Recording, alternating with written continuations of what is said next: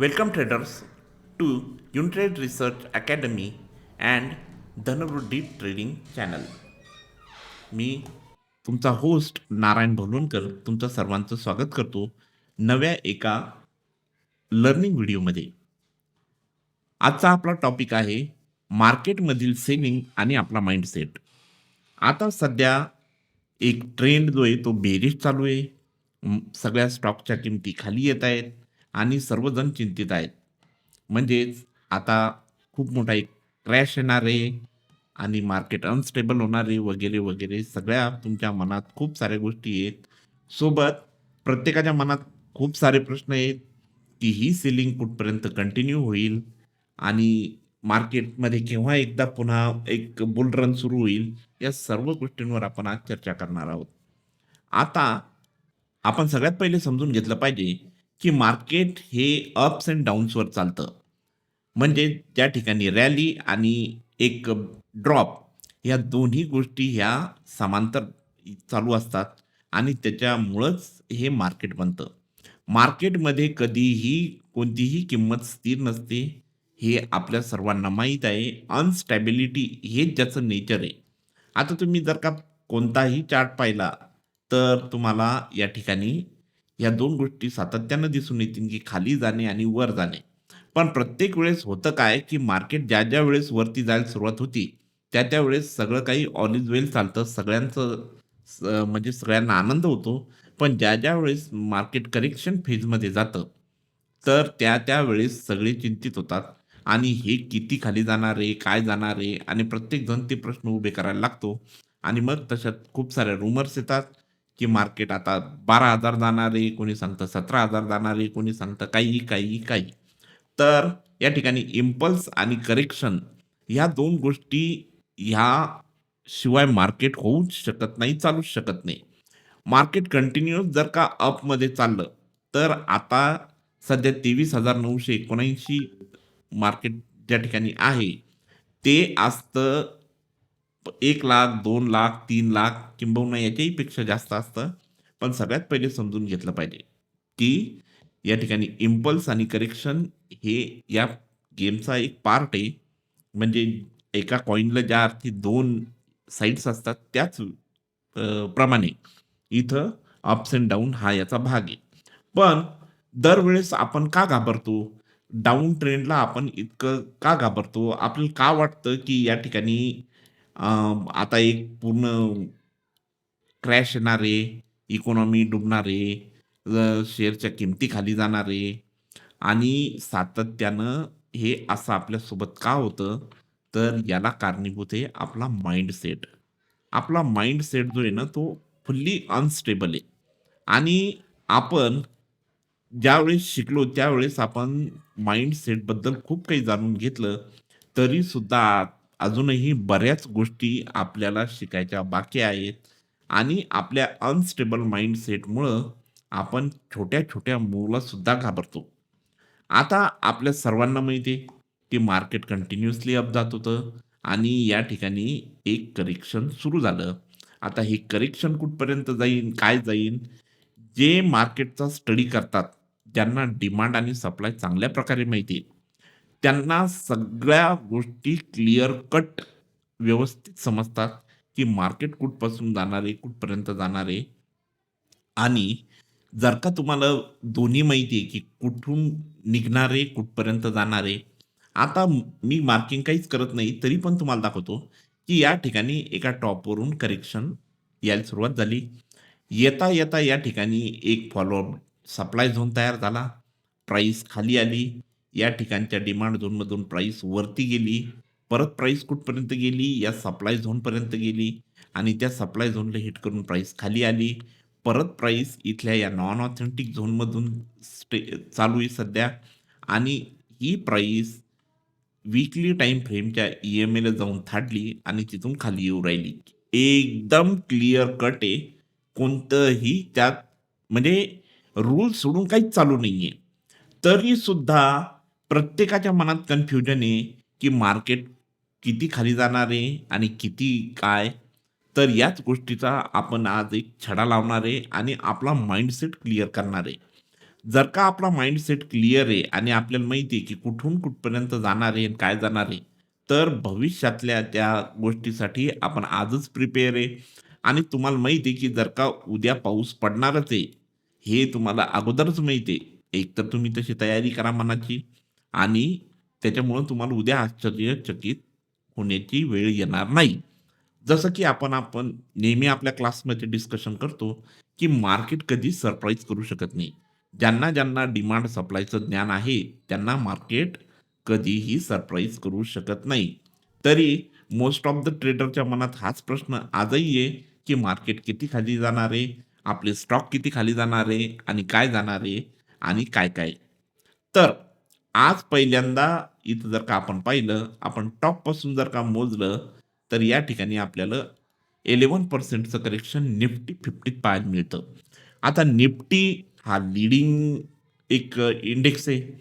त्यालाच फॉलो सगळं मार्केट करतं आणि निफ्टी फक्त 11% डाऊन आहे.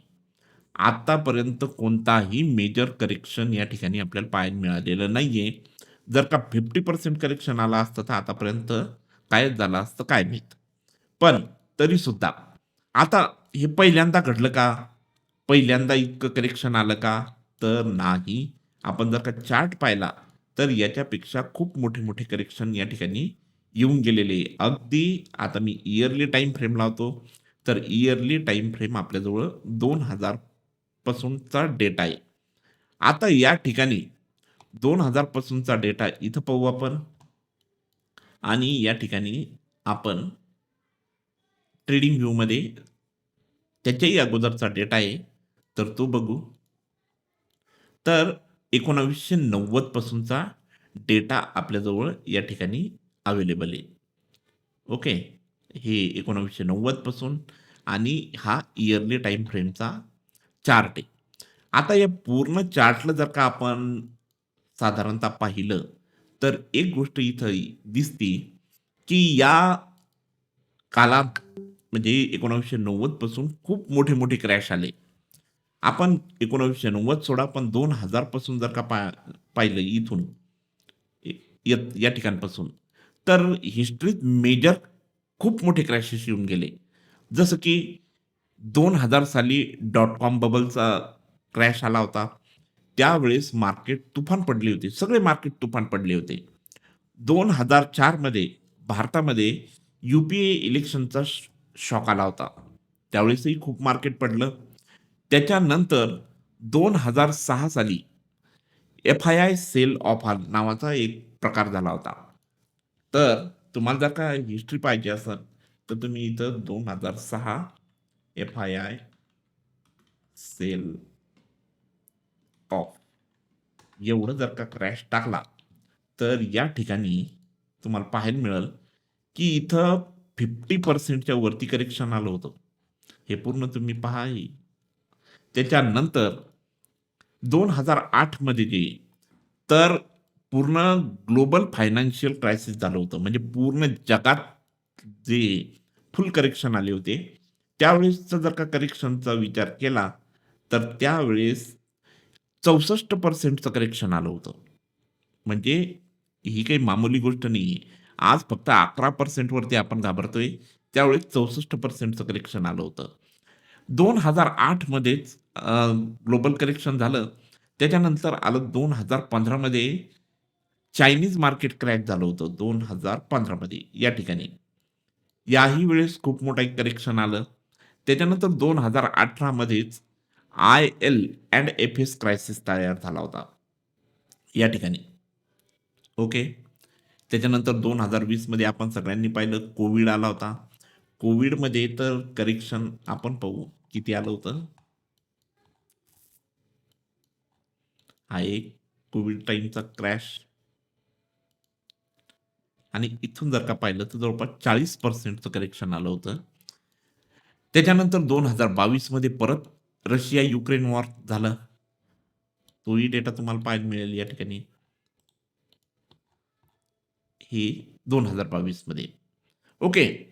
तर सातत्यानं करेक्शन किंवा काय म्हणू आपण एक क्रायसिस निर्माण होतात, करेक्शन येतं. मार्केट पडतात, खूप सारे पडतात. पण या ठिकाणी जर काय पण बारकाईने निरीक्षण केलं, तर एकाही वेळेस एकही सप्लाय झोन तयार झाला नाही निफ्टीमध्ये. ही इतकी मोठी गोष्ट आहे, की एवढाले म्हणजे कोविडसारखे किंवा 2008 सारखे मोठमोठाले क्रायसिस आले, पण एकदाही या ठिकाणी इयरली टाईम फ्रेमवरती सप्लाय झोन तयार झाला नाही. याचा अर्थ असा आहे, की ही जी स्टॉक मार्केटची प्रगती ही सातत्यानं अपवर्ड डायरेक्शनलाच जाती. नॉमिनल जे करेक्शन येतात ते टाईम टू टाईम येतात. पण अजूनही इयरली टाईम फ्रेमवरती कोणताही सप्लाय झोन तयार झाला नाही. आता हीच एक गोष्ट जी आहे, ही गोष्ट आपल्याला पूर्ण इतिहास जर का पाहिला तर आपण भविष्याचं सुद्धा पाहिलं हे केलं जाऊ शकतं. तर आपण इथं जर का पाहिलं, तर कोणताही इयरली टाईम फ्रेमवरती सप्लाय नाही. इव्हन हाल्फ इयरलीवर पण नाहीये. आता हे नवीन तर नेमकाच ही कॅन्डल तर नेमकीच चालू झाली. पण हाल्फ इयरलीवर सुद्धा नाहीये. क्वार्टरलीवर सुद्धा एवढा काही स्ट्राँग सप्लाय झोन दिसत नाही. म्हणजे इथं जर का आता एक लेआउट तयार झाली, जी की आता आपण थोड्या वेळानं पुढे जाणार आहे, त्यावेळेस आपण पाहू. तर इथं कोणताही धोका सध्या तरी मार्केटला नाहीये. इथं पण काहीच नाहीये. म्हणजे कोणताही हार्ड असा काही विषय सध्या तरी नाहीये. मग आता प्रश्न पडला, की मार्केट कुठपर्यंत खाली जाऊ शकतं किंवा मार्केटमध्ये आजच एच-एम-पी-व्ही नावाचा एक कोणता व्हायरस आला. ओके. आता एक गोष्ट तुम्ही या ठिकाणी परत मी थोडं मागे जातो. प्रत्येक वेळेस मार्केट क्रॅश होण्यासाठी एक रिझन लागतं. मग ते रिझन कोणतंही असो, त्याला एक नाव दिलं जातं. त्या कारणाशिवाय करेक्शन आणता येत नाही. म्हणजे नॅचरल जर का करेक्शन आलं, तर त्याला करेक्शन म्हणता येणार नाही. म्हणजेच लोकं पॅनिक होणार नाही. तुम्ही तुमचे स्टॉक विकणार नाही आणि करेक्शन मुळात आणलं जातं 2च गोष्टीसाठी. एक प्रॉफिट बुकिंग आणि एक तुम्हाला पॅनिक करण्यासाठी. मग इथं प्रत्येक वेळेस एक कारण दिलं. काय दिलं? 2000 साली मग डॉट कॉम बबल, 2004ला यू-पी-ए इलेक्शन शॉक, 2006 मध्ये एफ-आय-आय सेल ऑफ, 2008 मध्ये ग्लोबल फायनान्शियल क्रायसिस, 2015 मध्ये चायनीज मार्केट क्रॅश, 2018 मध्ये आय-एल-एन-एफ-एस क्रायसिस, 2020 मध्ये कोव्हिड-19 आणि 2022 मध्ये रशिया-युक्रेन वॉर. म्हणजे प्रत्येक वेळेस काही ना काही रिझन असल्याशिवाय मार्केट खाली येत नाही. एक तर सध्या रिझन मिसिंग आहे किंवा आत्ता जर का काही करेक्शन आणायचं असेल, तर मग काही ना काही रिझन द्यावं लागेल. या झाल्या एक पॉइंट. आता दुसरी गोष्ट, आपण जर का निफ्टीला जर का पाहिलं, तर निफ्टीला उद्याच समजा एच-एम-पी-व्ही व्हायरस जो आहे, तो खूप स्ट्राँग झाला आणि मुळात खूप जास्त करेक्शन आलं कोव्हिड-19 सारखं, तर तशा कंडिशनमध्ये काय होऊ शकतं?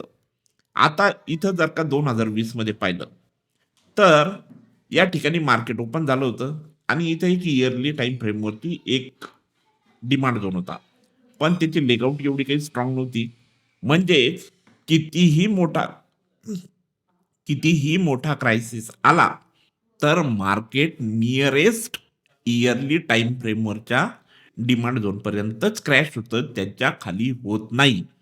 आय रिपीट, कितीही मोठं क्रॅश झालं, तरी nearest demand zone yearly time फ्रेमच्या डिमांड झोनपर्यंतच जातं, त्याच्या खाली जाऊ शकत नाही.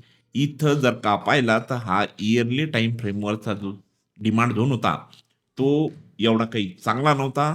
तो मुळातच चांगला नव्हता. याची लेगआउट जर का मोठी असती, तर कोव्हिड-19नं सुद्धा काही फरक नसता पडला. मार्केट इथूनच रिव्हर्स झालं असतं. पण पण इथं असं झालं, की निअरेस्ट जो होता चांगला डिमांड झोन, तो इथं खाली होता. त्याच्यामुळं इथं इथपर्यंत त्याची क्रॅश झालं आणि इथून पूर्ण रिकव्हरी आली इथपर्यंत. आता आपण शिकताना खूप सारं काही पाहिलं, की इयरलीचा डिमांड झोन किती पॉवरफुल असतो, हे आपण पाहिलं. म्हणजे मंथलीचा खूप पॉवरफुल असतो, क्वार्टरलीचा त्याच्याहून जास्त पॉवरफुल असतो, हाल्फ इयरलीचा त्याच्याहून जास्त पॉवरफुल असतो आणि इयरली तर सगळ्यांचा बाप आहे, हे आपण आतापर्यंत पाहिलं. म्हणजे सगळ्यात जर का टॉप ताकदवाला कोणी असेल पॉवरफुल, तर तो इयरलीचा. आणि नेमका इयरलीचा जर का आपण पाहिला तर इयरलीचा इथपर्यंत येतो 18,000 पर्यंत. म्हणजे उद्याच पृथ्वी बुडायला लागली आणि जगबुडी झाली, तर मार्केट मॅक्सिमम कुठपर्यंत येऊ शकतं? तर ते येऊ शकतं या या लेव्हलपर्यंत. ओके. म्हणजे इथपर्यंत तर तुमचा माइंड एकदम क्लिअर कट ठेवा, की दुनिया इकडची तिकडं झालीच चालती. मार्केट मॅक्स टू मॅक्स इथपर्यंत येऊ शकतं. याच्या खाली जाण्याचे कोणतेही चान्सेस नाही. पहिली गोष्ट क्लिअर कट. आता मग 18,000 पर्यंतच जाणार आहे का? आणि तिथपर्यंत नाही, असं नाही. पण एकदम टोकाचा विचार केला, की उद्याच एक ॲटम बॉम्बचं युद्ध झालं आणि भारतावर ॲटम बॉम्ब पडला किंवा जगात काही झालं आणि एच-एम-पी-व्ही व्हायरसनं अर्धे लोकं मेले, तरी सुद्धा मार्केट याच्या खाली जाणार नाही याची फुल गॅरंटी आहे. सेकंड, आता याच्या पुढं काय आहे, तर मग इथंच 18,000च्या खाली वाट पाहायची का? नाही. तर इथंच एक हाल्फ इयरली सुद्धा डिमांड झोन आहे. आता हाल्फ इयरली डिमांड झोन सुद्धा खूप जास्त पॉवरफुल असतो. हे लक्षात घेतलं पाहिजे या ठिकाणी. मग आपण या ठिकाणी नाव देऊ half yearly demand zone. Okay.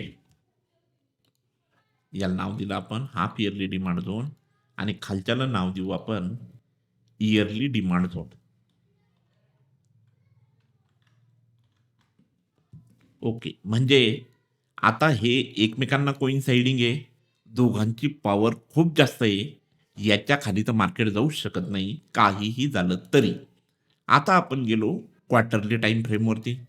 Quarterly time फ्रेमवरती पाहिलं, तर इयरली आणि हाल्फ इयरलीच्या पहिले पडतो क्वार्टरली टाईम फ्रेम. म्हणजेच आता मिनिमम मार्केटला पहिले क्वार्टरलीला तोडणे, नंतर खाली येणे. म्हणजेच असं होणं शक्य नाही.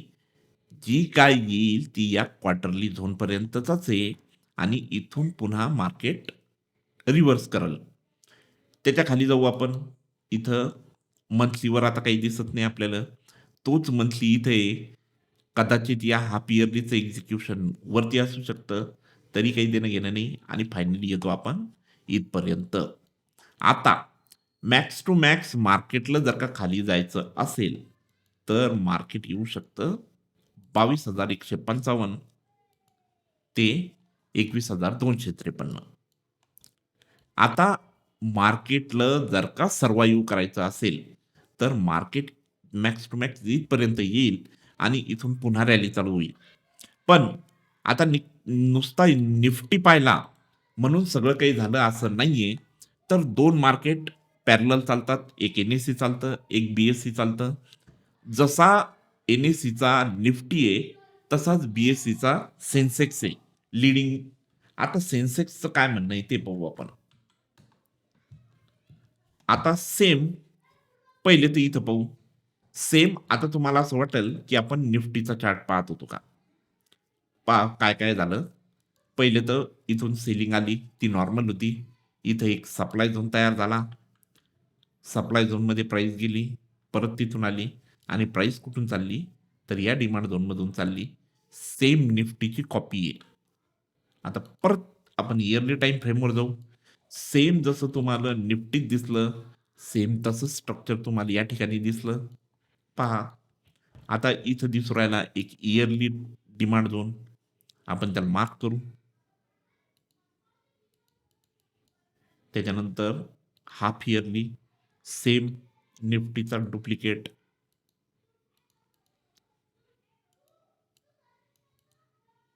त्याच्यानंतर क्वार्टरली पहा. इथे एक क्वार्टरली, इथे एक क्वार्टरली आहे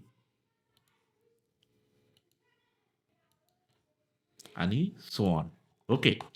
आणि सेम एक्झिक्युशन तुम्हाला पाहायला मिळेल, की निफ्टीमध्ये सुद्धा सेम एक्झिक्युशन आहे. आता दोन्ही एकमेकांना एकदम सिंक्रोनाइज पद्धतीने चाललेले आहे. आता दोघांचा आपण करू साइड बाय साइड.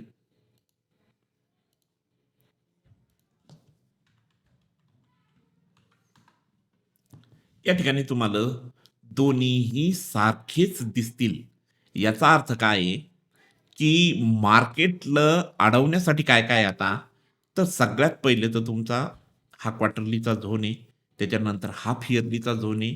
त्याच्यानंतर इयरलीचा झोन आहे आणि इतके 3 तोडून जर का जाण्याची कुठलीही शक्यता मुळातच अस्तित्वात नाही. म्हणजे असं होऊच शकत नाही. त्याच्यामुळं मार्केट ज्याला कळतं किंवा ज्यानं थोडा जरी अभ्यास केला, स्टडी केला, त्याला क्लिअर कट माहिती आहे, की जर का मार्केट अप एंड डाउन हे त्याचं रूटीन आहे आणि ते जर काही इथपर्यंत येणारच आहे, तर मग टेन्शन कशाचं आहे? मग आता तुम्हाला सगळ्यांना माहिती आहे, आपण एडव्हान्स ट्रेंड एनालिसिस शिकलो. एडव्हान्स ट्रेंड एनालिसिसमध्ये आपण शिकलो, की डाउन ट्रेंड कधी चालू होतो, अप ट्रेंड कधी चालू होतो आणि सध्या स्ट्राँगेस्ट लेव्हलवर काय काम करून राहिलं. तर या ठिकाणी क्लिअर कट आहे, की डाउन ट्रेंड सुरू आहे आणि या ठिकाणी तुम्हाला साधे-साधे सप्लाय झोन आणि ई-एम-ए सुद्धा तुमच्या डाउन ट्रेंडच्या बाजूनं काम करतात. बरोबर आहे? आणि मग जर का हे करतात, तर मग आपण कोणत्या साइडला राहायला पाहिजे? आता दुसरी गोष्ट अशी आहे, की सध्या इन्व्हेस्टमेंट ज्यांची आहे, त्यांनी सरळ-सरळ काय करायचं आहे, की लाँग टर्मसाठी जे ठेवलेले आहे, त्याच्याकडे पाहणं बंद करा. ते रेड आकडे जे आहे ना, ते तुम्हाला काय करतात माहिती आहे का, उद्युक्त करतात कोणत्या गोष्टीसाठी. आणि जसं की प्रत्येक गोष्टीची किंमत आपण रोज चेक करत नाही, तशी ते जे इन्व्हेस्टमेंट आहे, ती तुम्ही ठरवलेली आहे, की 6 महिने, 1 वर्षापर्यंत त्याच्याकडे नाही पाहायचं तर नाहीच पाहायचं आणि सोडून द्या. तुमची रक्कम तुम्हाला पुन्हा हे होईल. तुम्हाला पुन्हा तुमचे ग्रीन जे डिजिट्स आहेत ते दिसायला सुरुवात होईल.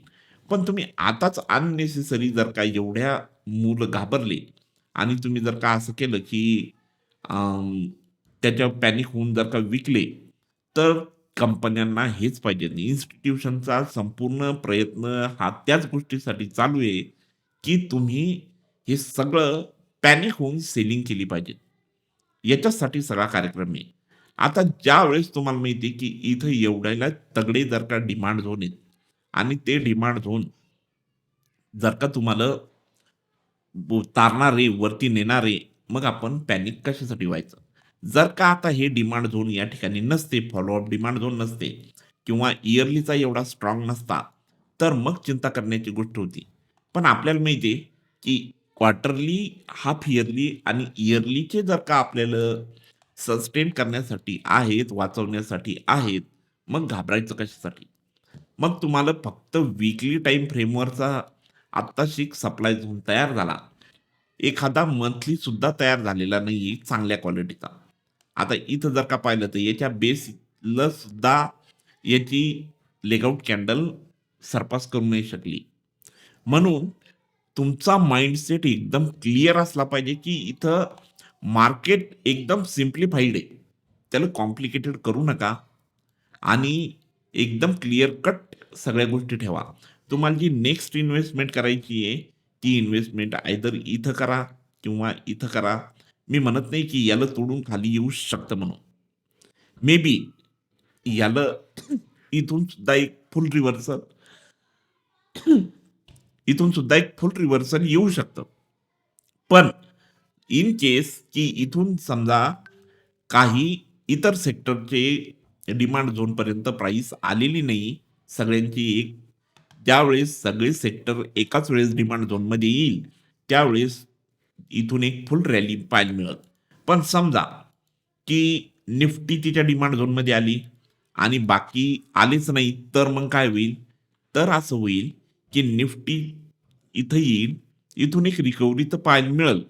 पण ती रिकव्हरी सस्टेन होणार नाही. परत एखाद्या सप्लाय झोनपर्यंत जाईल प्राईस आणि परत तिथून मग ती खाली येईल. मग ती येईल या झोनमध्ये आणि या झोनमध्ये तोपर्यंत ती राहील, जोपर्यंत बाकी सगळे मेजर जे इंडेक्स आहेत, ते जोपर्यंत त्याच्या याच्यात येणार नाही तोपर्यंत. आता दुसरा मेजर जर का पाहिला, तर तो आहे बँक निफ्टी. आता बँक निफ्टीवर एक नजर टाकू. बँक निफ्टीच्या इयरलीवरती जर का आपण पाहिलं, तर इयरली खूप दूर आहे. किती दूर आहे? इथपर्यंत. हा जो आहे, हा इयरलीचा एक झोन आहे. पण तिथपर्यंत मार्केट खूप काही दूर जाईल. दुसरी गोष्ट हा खूप वाईड आहे. म्हणजेच इतकं शक्य नाही. मग हाफ इयरलीवर जाऊ. तर हाफ इयरलीवरती पण चांगलं काही दिसून नाही राहिलं. हे एक टेस्टेड दिसून राहिलं स्ट्रक्चर या ठिकाणी. मग जाऊ आपण क्वार्टरलीवरती. क्वार्टरलीवरती जर का पाहिलं, तर इथं एक क्वार्टरली दिसतो आपल्याला. हा एक क्वार्टरली होता, हा टेस्टेड आहे, हा पण टेस्टेड आहे. मग येतो हा क्वार्टरलीवाला. आता पहा, निफ्टी क्वार्टरलीच्या जवळ आलेली आहे आणि बँक निफ्टी सुद्धा क्वार्टरलीच्या जवळ आलेली आहे. जर का याच्या एक्झिक्युशनचा विचार केला, तर सेम स्ट्रक्चर तुम्हाला या ठिकाणी पाहायला मिळतं, की सेम या एरियात ज्यावेळेस बँक निफ्टी आणि निफ्टी सोबत येतील, त्याच वेळेस इथून एक फुल रिकव्हरी तुम्हाला पाहायला मिळेल. तोपर्यंत सप्लाय झोन चालू आहे, चालू द्यायचे. त्याच्यानंतर BSEचा येतो बँक एक्स.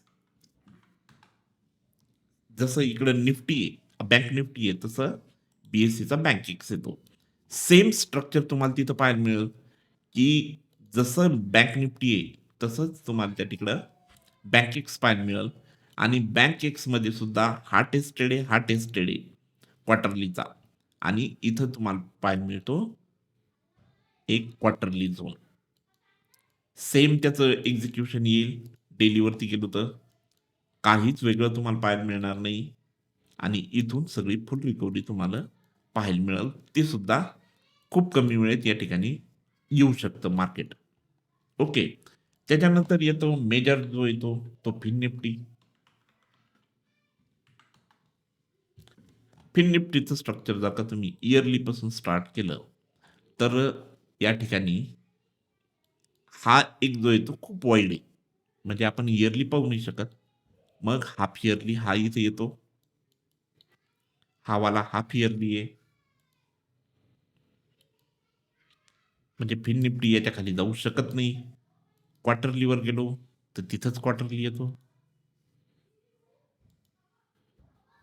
या पद्धतीनं आणि डेलीवर त्याचं एक्झिक्युशन पाहिलं तर सेम कथा जी आहे ती तुम्हाला रिपीट पाहायला मिळेल, की Nifty, bank Nifty, fin Nifty जोपर्यंत या एरियात येत नाही, तोपर्यंत फुल रिकव्हरी पाहायला मिळत नाही. आता निफ्टी तिच्या क्वार्टरली तोडण्याची शक्यता ही 99% नाहीये आणि ती नाहीये म्हणून हे पण सेफ झोनमध्ये जातात. याच्यानंतर तुम्ही जर का इतर इंडेक्सेस पाहिले जसं की मिड कॅप 100 आहे. मिड कॅप 100ची जर का तुम्ही इयरली टाइम फ्रेमपासून जर का पाहायला सुरुवात केली, तर त्याचा इयरली खूप दूर येतो. हाफ इयरली दूर येतो आणि क्वार्टरली जर का पाहिला तर तो इथे येतो. आता या केसमध्ये आपल्याला ते वीक टू वीक मार्किंग करावं लागेल. तर जर का त्याच्याशी कंपॅरिझन करायची, मॅच करायचं, तर आपल्याला या ठिकाणी हे पाहायला मिळेल. सेम स्ट्रक्चर आहे. 4 जूनचा जो कार्यक्रम होता, 4 जूनला जो या ठिकाणी फॉल आला आणि जी रिकव्हरी भेटली, ती रिकव्हरी सगळ्यांना चालवणारी एका शब्दात सांगायचं म्हटलं, तर 4 जूनच्या लेव्हल जो लो होता, तिथपर्यंत सगळं मार्केट येणार आहे. तसंच same mid cap 50, mid cap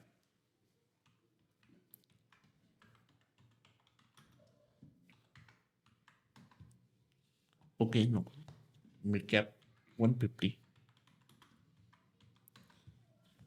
same structure सगळं काही सेम येतं. आता आपण फक्त क्वार्टरलीच पाहत जाऊ पटापट, पटापट. कारण सिंक्रोनायझेशनमध्ये सेम आणि सेम. म्हणजेच आता सध्याचं जे टार्गेट आहे आपलं, ते 4 जूनचा लो हे जोपर्यंत येत नाही, तोपर्यंत मार्केटमध्ये फुल रिकव्हरी पाहायला मिळणार नाही. याच्यानंतर आपण पाहू फास्टमध्ये काही Nifty, PSU banks, same structure. आता इथे येतो हा क्वार्टरलीचा डिमांड झोन. वीक टू वीकच घेऊन टाकू आणि डेलीवर गेलो तर या ठिकाणी तुम्हाला पाहायला मिळेल एक तर हे एक एक्झिक्युशन आहे, हे एक एक्झिक्युशन आहे. ओके. आता कोणतं चालेल? तर ज्या ठिकाणी आता पहा, आता डिपेंडंट झाला कार्यक्रम. कोणता झाला?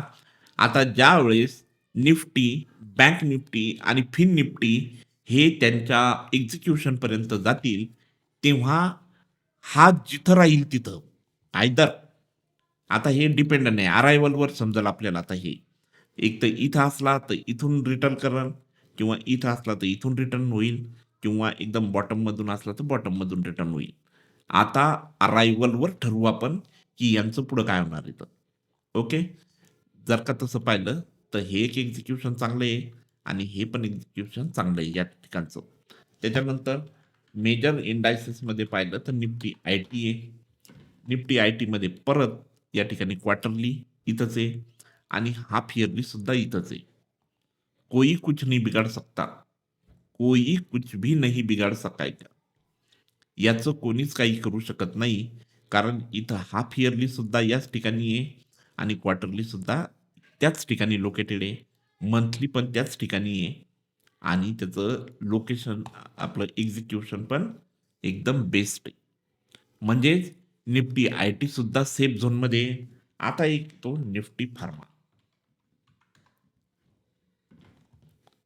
आता एक महत्वाची गोष्ट, निफ्टी फार्माचा क्वार्टरली इथंच आहे आणि तो आलाही नाही. म्हणजे एवढा काही फॉलच झाला नाही अजून. जो व्हायचा होता, तो काहीच झाला नाही अजून. इथं. ओके. Nifty auto.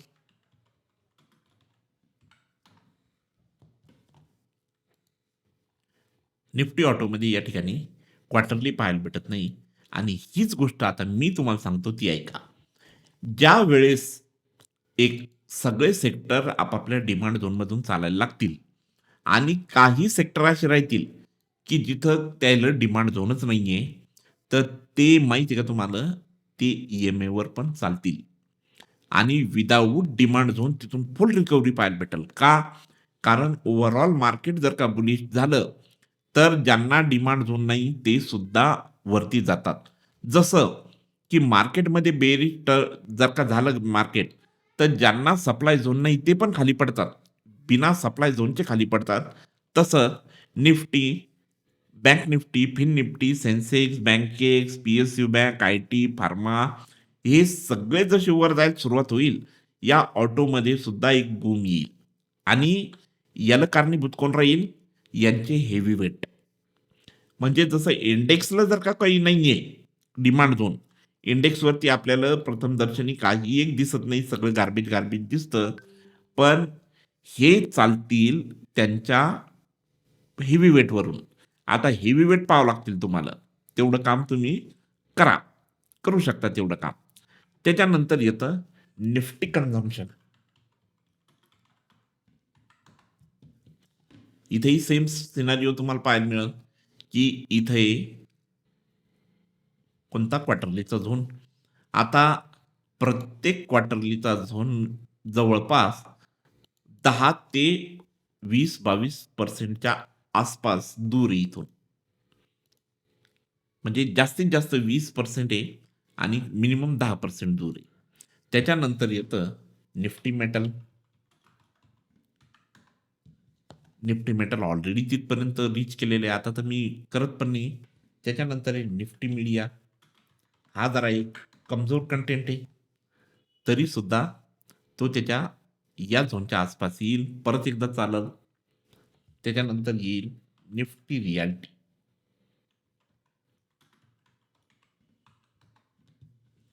निफ्टी रियाल्टीला इथं कोणताही डिमांड झोन दिसून नाही राहिला हायर टाइम फ्रेमचा. पण या ठिकाणी एक मंथलीचा आहे. आता तुम्हाला माहिती आहे निफ्टी रियाल्टीचे काही स्टॉक जे आहेत ते इतर इंडेक्समध्ये सुद्धा आहेत. त्याच्यामुळं त्याचा काही प्रॉब्लेम नाही. ते स्टॉक चालतील तर निफ्टी रियाल्टी ऑटोमॅटिकली या ठिकाणाहून वरती जाईल. आता येतो निफ्टी प्रायव्हेट बँक आणि निफ्टी प्रायव्हेट बँक आणि बँक निफ्टी जवळपास सिमिलर चालतात.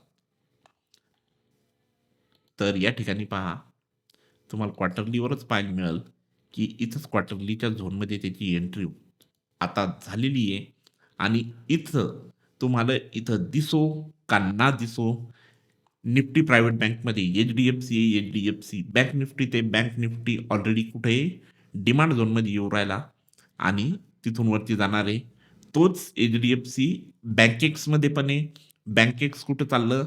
त्याच्या क्वार्टरली डिमांड झोनकडं आणि डिमांड झोनमधून कुठे जाणार आहे? वरती जाणार आहे आणि त्याच्यामुळं निफ्टी प्रायव्हेट बँकेमध्ये इथं डिमांड झोन असो का नसो, ज्या ठिकाणी डिमांड झोन नाही, तिथं मग ते काय कराल, की एक याचा सहारा घेईल ई-एम-एचा आणि डायरेक्टली वरती चाललं जाईल. आता इथं परत एक कन्फ्युजन निर्माण होती, की याला बेस मानायचं का लेगिन मानायचं? का आपलं सॉरी हां, येस लेगिन. काही जण लेगिन म्हणू शकतात, तर मग ती मार्किंग अशी होईल आणि काही जणांनी त्याला बेस पकडलं, तर तो ऑलरेडी त्या याच्यात आहे. होऊ शकतं, की जर का याला बेस मानलं आणि ह्या जर का डिमांड झोन पकडला, अजूनही डिमांड झोनमध्ये आहे, तर ठीक आहे ते कन्सोलिडेशन करत राहील. थोडं वर जाईल, थोडं खाली जाईल, थोडं वर जाईल, थोडं खाली जाईल. त्याच्यानंतर जर का पाहिलं, तर हा एक डिमांड झोन इथं तरीसुद्धा एक अवेलेबल आहे. समजा वरचा एन-के प्रकारे तुटलाच आणि इथं जर का पाहिलं, तर मे बी इथं एक्झिक्युशन मल्टिपल टाईम चालू शकतात. आता एक एक्झिक्युशन चाललं बॉटममधून चालू शकतो. व्हायला तर काही पण होऊ शकतं आणि सगळे जर का एकत्र आले, तर मग तर विषयच नाही. त्याच्यानंतर एक फायनल पाहू निफ्टी इन्फ्रा. निफ्टी इन्फ्रा पुन्हा सेम स्ट्रक्चर येतं. जसं इथं दिसायला काही नाहीये. पण मे बी असं होऊ शकतं, की निफ्टी इन्फ्राचे जे मेजर हे आहेत, काय म्हणू हेवी वेट, त्या हेवी वेटला आपल्याला चेक करावं लागेल आणि ते दुसरीकडे पण आहे.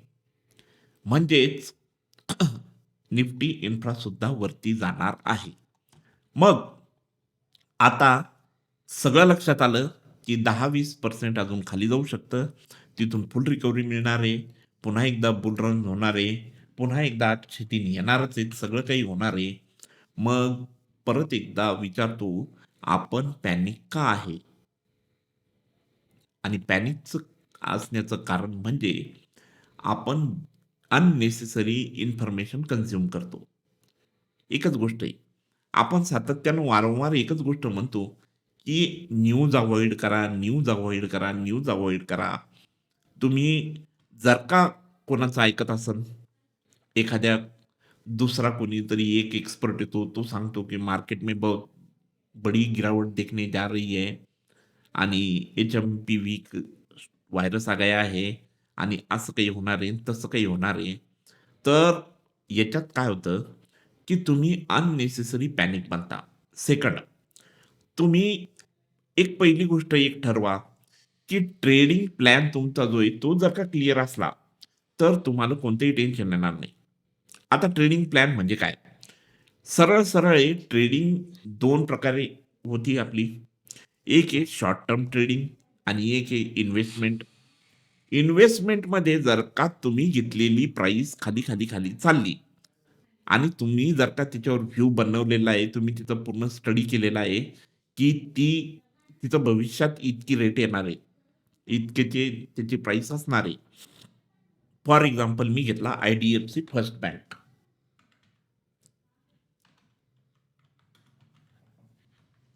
ओके. आता आय-डी-एफ-सी फर्स्ट बँक मी घेतला आणि मी कुठेतरी इथं बाय केला तो 77-75 वरती आणि मी ठरवलं, की माझा एक व्ह्यू आहे, की याचं खूप चांगलं पूर्ण एनालिसिस आहे आणि हा येत्या काळात ₹200-300 पाव जाऊ शकतो. कारण पूर्ण हा नेक्स्ट एच-डी-एफ-सी आपण वारंवार सांगतो. त्याचं फंडामेंटल असेल, त्याच्या भानगडी असतील, सगळं काही ऑल इज वेल आहे आणि आपण वारंवार सांगतो, की असा स्टॉक सोडू नका. मग असा स्टॉक जर का आहे, की मी 75 ला बाय केला किंवा ₹80 ला बाय केला आणि तो आज येऊ राहिला खाली आणि खाली येऊ राहिला तो एका क्वार्टरलीच्या झोनमध्ये आणि त्याच वेळेस निफ्टी पी-एस-यू बँक किंवा इतर पण येणार आहे आणि इथून माहिती आहे, की जाणार कुठे आहे? वरती जाणार आहे. माझी ₹80 प्राईस होती. आता मला ती 56च्या आसपास झाली आणि मी त्या ठिकाणी ॲव्हरेज केला, तर माझी जी ॲव्हरेज प्राईस आहे ती ₹60-65 होणार आहे. म्हणजे ज्या ठिकाणी मी ₹80 खरेदी पकडून ₹150चं टार्गेट पकडलं होतं, तर मी किती पर्सेंटचा नफा अपेक्षित केला होता आणि आता ती प्राईस ₹65 मध्ये आपल्याला मिळतीये. टार्गेट तर नाही चेंज झालं. टार्गेट तर तेच आहे ₹150. मग व्हायला काय लागलं? इथं वेळ शिल्लक चालला थोडा. अरे, येणारा प्रत्येक दिवस जर का तुमचं टार्गेटचं पर्सेंटेज वाढवायला लागला, तर तुम्हाला प्रॉब्लेम काय आहे? म्हणजे तुम्ही पैसे काढणार. आज तुम्हाला लवकर पण टार्गेट भेटलं असतं. ₹80 वर ₹150चं टार्गेट मिळालं असतं. तुम्ही काय केलं असतं? तो पैसा काढून दुसऱ्या स्टॉकमध्ये गुंतवला असता आणि त्याच्यात कमवले असते. पण इथं व्हायला काय लागलं, की सेम व्हायला लागलं, की ₹80 च्या ऐवजी तुमची खरेदी प्राईस ₹65 झाली, ₹65 झाली आणि तुमचं टार्गेट तर तेच आहे. टार्गेट चेंज नाही झालं. मग उलट काही दिवस गेले, पण तुमचा प्रॉफिट वाढला. मग तुम्ही खुश व्हायला पाहिजे का तुम्हाला टेन्शन यायला पाहिजे? तुम्ही उलट काय करता, की तुम्ही पाहता, की ते खाली गेलं, रेड झालं, खाली गेलं, रेड झालं. पाहू नका. फर्स्ट गोष्ट ही आहे. हे झालं इन्व्हेस्टमेंटच्या बाबतीत. आता सेकंड येऊ ट्रेडिंगच्या बाबतीत. ट्रेडिंग प्लॅन जेव्हा आपण करतो, त्यावेळेस आपण काय करतो, कोणतीही लेव्हल असली तर तिथं एंट्री आणि एस-एल या 2 गोष्टी आपल्या फिक्स असतात. भलेही आपण एखाद्या वेळेस टार्गेट जे आहे ते कमी जास्त करू शकतो. मग जर का तुम्हाला ट्रेडिंग करायची आहे, तुम्हाला फसायचं नाहीये, तुम्हाला क्विक एक्झिट करायची आहे, मग तुम्ही प्रत्येक वेळेस एस-एलवर का निघत नाही?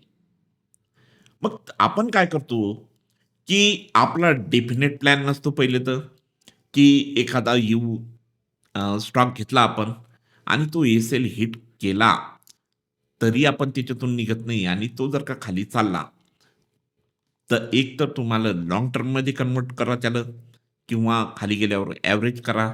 इक्विटी आहे तर शांततेत बसा आणि सोडून द्या. त्याच्याकडे पाहू नका. पण आपल्याजवळ आपला ट्रेडिंग प्लॅन हा जो आहे तो क्लिअर नाहीये.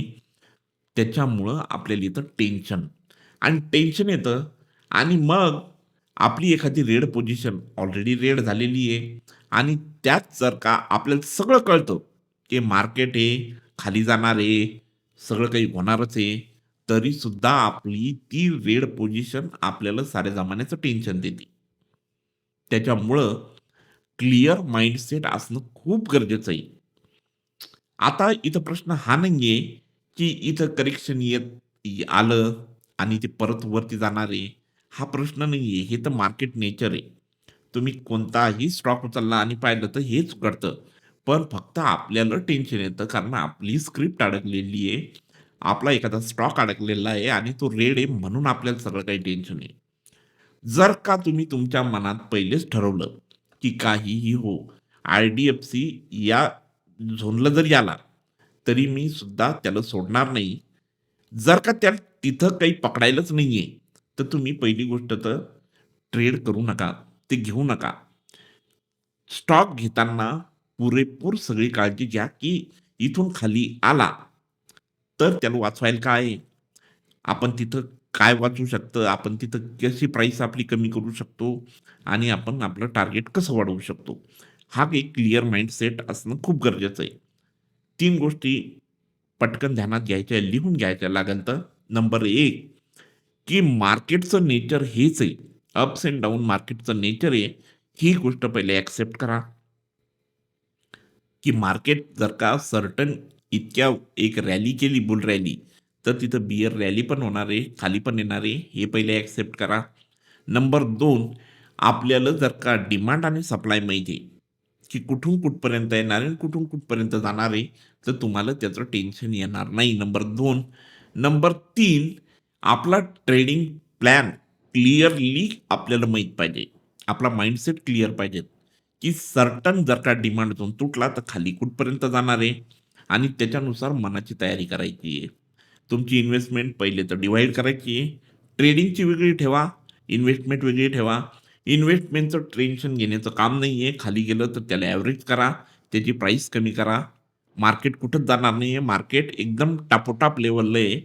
आणि दुसरी गोष्ट, ट्रेडिंगमध्ये जर का तुमची सर्टन लेव्हल आहे, त्या लेव्हलच्या जवळपास जर का काही झालं, तर तिथून क्विक एक्झिट व्हा. तिथं विचार करू नका. ओके. आता इतकं सगळं काही आहे, क्रिस्टल क्लिअर आहे, सगळं काही आहे, हे आपण क्लासमध्ये शिकलो आणि ते आपण सगळं काही व्यवस्थित समजतं, सगळं काही होतं. फक्त मग रिअल टाईम मार्केटमध्ये आपला माइंड डायव्हर्ट का होतो आणि टेन्शन का येतं, याच्या मागचं एकमेव कारण म्हणजे आपल्याला अननेसेसरी इन्फॉर्मेशन, एखाद्या ग्रुपवरून मेसेज येतो, एखाद्या टेलिग्राम ग्रुपवरून येतो, टीव्हीवर सांगतात, तुम्हाला नोटिफिकेशन येतात. म्हणून आपण सुरुवातीलाच सांगतो, कोर्सच्या पहिलेच सांगतो, की सगळी अननेसेसरी इन्फॉर्मेशन बंद करा. बरं, ही इन्फॉर्मेशन आपोआप येते का? नाही. याच्यासाठी कंपन्या करोडो रुपये खर्च करून राहिल्या. तुमच्यापर्यंत हा चुकीचा डेटा पोहोचवण्यासाठी कंपन्या खूप जास्त कष्ट करून राहिल्या. तुम्हाला नोटिफिकेशन पाठवतात. तुम्हाला म्हणजे आता एक तर आपला ब्रोकरच पाठवतो. आता आपण धन वापरतो, धन ऑथराइज वापरतो आपण. आपला धनच तितक्या नोटिफिकेशन आपल्याला पाठवत राहतो, की हे झालं, ते झालं, ते झालं. ॲक्चुअल आपल्याला गरज नाही. ओके. तर ही सगळी एक कॉन्स्पिरसी आहे. तुम्ही जितके पॅनिक होसाल, तुम्ही जितक्या चुकीचे निर्णय घेणार, तितका इन्स्टिट्यूशनचा फायदा होणार आणि हाच एक टोटल गेम आहे. जर का तुमचा माइंडसेट क्लिअर आहे, तुम्हाला सगळं काही माहिती आहे अगोदरच, की काय होणार आहे आणि काय नाहीये, तर तुम्हाला कोणतीही भिण्याची गोष्टच नाहीये या मार्केटमध्ये. सध्या इंडियन इकॉनॉमी एकदम जबरदस्त पद्धतीने चालू आहे. कोणताही व्हायरस जगात नाहीये आणि कुठलंच अशी पॅनिक सिच्युएशन नाहीये. बरं, पॅनिक सिच्युएशन आली, तरीसुद्धा आपल्याजवळ आपल्या लेव्हल्स आहेत आणि ट्रस्ट मी, की आपल्या लेव्हल सोडून काहीही होत नाही. याचा आजच नाही, तर तुम्ही कधीही पाहिलं, तर आपल्या लेव्हलवरतीच मार्केट सगळं चालतं. हे तुम्हाला सगळं काही माहीत असताना सुद्धा मग टेन्शन घ्यायचं आणि मार्केट खूप खाली येणार आहे आणि आज निफ्टी काहून पडली आणि काय झालं, ह्या सगळ्या ज्या आहेत त्या भ्रामक कल्पना आहेत. आपल्याला याच्यापासून वाचायचं आहे. आता तुम्हाला एक उदाहरण सांगतो. 2008 साली त्यावेळेस काय झालं होतं, की ग्लोबल फायनान्शियल क्रायसिस आला आणि डायरेक्ट पूर्ण स्टॉक मार्केट होते जगातले, तर ते 28% पर्यंत खाली आले. म्हणजे 78 ते 80% खाली पडले. जी ₹1000 ची वस्तू होती, ती तुम्हाला ₹100 ₹80 मिळायला लागली. आणि सगळी दुनिया इतकी पॅनिक झाली होती आणि सगळं काही इतकं पॅनिक सिच्युएशन होती, की लोकांनी एकदम बॉटमवरती, की बाबा आता ₹100 तरी वाचवा, म्हणून सगळे स्टॉक विकून टाकले. आणि त्याच काळात एक रे डॅलिओ नावाचा ट्रेडर होता आणि त्यानं पाहिलं, की इथं तमाम सगळीकडं सेलिंग चालू आहे. त्यानं शांततेत विचार केला, की आता मार्केट इतक्या लोवर आलेलं आहे आणि त्यानं हिस्ट्री वगैरे तपासली, की याच्यापेक्षा तर काही जास्त वर्स्ट होऊच शकत नाही. आणि म्हणून त्यानं काय केलं, त्यानं या पूर्ण संधीचा फायदा घेतला आणि त्या ठिकाणी इतकी जबरदस्त बाईंग करून टाकली आणि जसा हा क्रायसिस संपला, मार्केटनं वन वे रिकव्हरी दाखवली. आता इतकं पडल्यानंतर दुसरं होऊ पण काय शकतं? जर का चांगल्या लेव्हलनं मार्केट गेलं, एखाद्या इयरली झोनला जाऊन जर का हिट केलं, तर दुसरं होणार काय? आता पण निफ्टीनं जर का इयरली डिमांड झोनला हिट केलं, तर तिथं फक्त एकच पर्याय आहे मार्केटला आणि एकच डायरेक्शन आहे, ती म्हणजे अपवर्ड. तर 2008 साली रे डॅलिओ याचं फॉर्च्यून बनवलं आणि यानं इतका पैसा कमावला अफाट, की याची नेटवर्थ जर का पाहिली तुम्ही, तर 1400 करोडची नेटवर्थ बनवली आणि हा जगातला खतरनाक इन्व्हेस्टर बनला. आणि कशामुळं? फक्त या पॅनिक सिच्युएशनचा फायदा घेतला. तुम्हाला अजून जर का पाहायचं असेल, तुम्ही Googleवर जा, YouTubeवरती जा आणि रे डॅलिओ टाका. तर इथं पैसा बनतो, तो फक्त नॉलेजचा बनत नाही, तर इथं तुमच्या क्लिअर माइंडसेटचा पैसा बनतो. तुमचा जर का माइंड क्लिअर आहे आणि टफ आहे, तर तुम्हाला कोणतीही सिच्युएशन पॅनिक करू शकत नाही. आणि आपण थ्रूआउट द कोर्स एकच गोष्ट शिकलो, की आपल्याला माइंडसेट क्लिअर ठेवायचा आहे. आपल्याला फक्त आपल्या लेव्हलवरती जे काही ट्रेडिंग इन्व्हेस्टमेंटचे निर्णय घ्यायचे, ना की कोणत्या दुसऱ्या न्यूज, व्ह्यूज काय असतील त्याच्याशी आपलं देणं-घेणं नाही. तर शेवटी जाता-जाता आता एक कन्क्लुजन देतो, की कुठंच कोणतंच काही घडलेलं नाही. सगळं मार्केट ॲज इट इज चालू आहे. सिंक्रोनायझेशनमध्ये चालू आहे. कोणतीही पॅनिक सिच्युएशन नाहीये. मार्केट कितीही सेलिंग आली, तरी पहिली लेव्हल ही आहे. इथून एक खतरनाक रिकव्हरी मिळणार आहे आणि रिकव्हरी मिळून मार्केट पुन्हा याच लेव्हलपर्यंत परत येईल आणि मग परत जर का खाली जायचं असलं, तर मग ते या हाल्फ इयरली, इयरली लेव्हलपर्यंत जाईल. याच्यापेक्षा मार्केटमध्ये दुसरं काहीही होणार नाही. तुम्ही टेन्शन घेऊ नका. जबरदस्त लेव्हल काढा, त्याच्यावर ट्रेड करा. सध्या डाउन ट्रेंड आहे. डाउन ट्रेंडचा फायदा घ्या. शॉर्ट करा चांगल्या-चांगल्या लेव्हलवरती आणि इन्व्हेस्टमेंट जर का असेल, तर तुमचा खूप जास्त फायदा होऊ राहिला. तुम्ही जी गोष्ट ऑलरेडी ₹500 खरेदी केलेली आहे, ती परत ₹300 मिळणार आहे. जास्तीत जास्त बाय करा आणि जास्तीत जास्त फायदा करून घ्या. इतकंच सगळं काही सांगायचं होतं, तुमच्याशी बोलायचं होतं आणि म्हणून हा व्हिडिओचा प्रपंच केला. तर तुमच्या काही अजून काही शंका असतील, काही असतील, तर तुम्ही याच्यात विचारू शकता कमेंट बॉक्समध्ये. आणि लवकरच आपली आता सेकंड बॅच पण चालू होणार आहे. त्याच्यामुळे ज्यांना कोणाला काही या ठिकाणी ॲडमिशन घ्यायची असेल आणि असंच क्लिअर माइंडसेटनं ट्रेडिंग शिकायचं असेल, तर त्यांनी जरूर संपर्क करावा. शेवटी जाताना मी व्हिडिओच्या एंडला पूर्ण कॉन्टॅक्ट डिटेल टाकून देतो. तर चला भेटूया पुन्हा एकदा नवीन व्हिडिओसह. तोपर्यंत ट्रेड वेल, ट्रेड सेफ आणि हॅपी ट्रेडिंग.